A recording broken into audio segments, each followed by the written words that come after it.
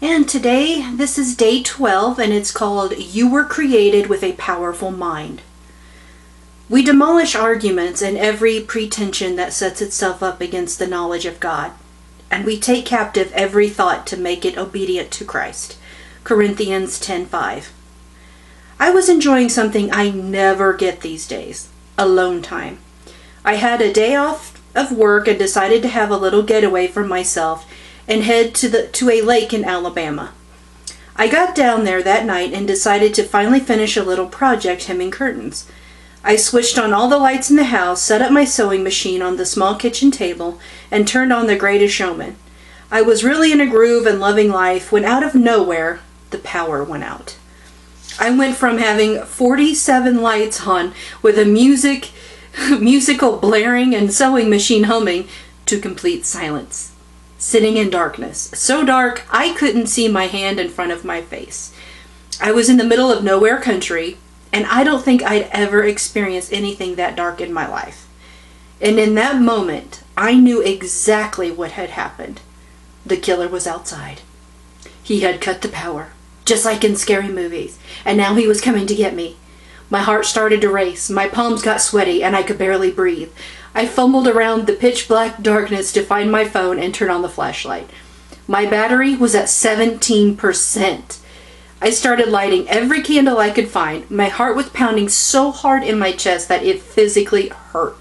I realized I needed a weapon to defend myself against the killer and grabbed the largest butcher knife I could find. It was at this moment when I was alone in the middle of the pitch black night, wide-eyed and wild-haired, holding a butcher knife and surrounded by 500 lit candles like a weird seance, that I realized something. The terrifying person in the scenario was me. I quickly pushed that thought aside, though, because as everyone knows, this is the point in the scary movie when you're screaming at the girl on the screen, "You have to get out of there! He's coming! Run!" So that's exactly what I did. I blew out the candles as fast as I could, grabbed my car keys, and ran. Phone flashlight in one hand and butcher knife in the other, all the way to my car. I started the ignition and headed straight home. I acted out of the story I believed. It turns out it was storms, and not a mass murderer, that knocked the power out. But that doesn't matter, because that's not what I believed. I acted out of the story my mind believed. I don't know about you, but that's one of the many times my mind has run away with me. Part of what makes you you is your mind. God created us with incredibly powerful minds, like the lake house example. We will experience what we believe in our minds, so we need to be very careful to control our thoughts. 2 Corinthians 10:4-5 reminds us that we are in control of our thoughts. We take captive every thought to make it obedient to Christ. Whatever is true, whatever is noble, whatever is right, whatever is pure, whatever is lovely, whatever is admirable, if anything is excellent or praiseworthy, think about such things. Romans 12:2 tells us to renew our minds in order to transform our lives. Do not conform to the pattern of this world, but be transformed by the renewing of your mind.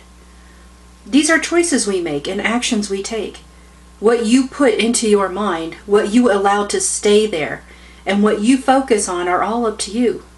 Proverbs 4:23 says, "Be careful what you think, because your thoughts run your life."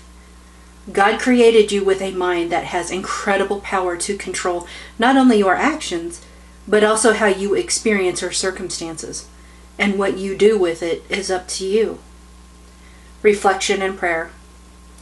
What types of things do you find yourself thinking about or focusing on during the day? Take inventory of your mental input one day. Are the relationships, entertainment, expenses, social media, and other sources of influence helping the renewing of your mind or hurting it? Spend some time in prayer today, asking God to show you ways you can start renewing the powerful mind He has given you in order to transform your life. And that's going to do it for day 12. This is Miss La-di-da saying ta-ta.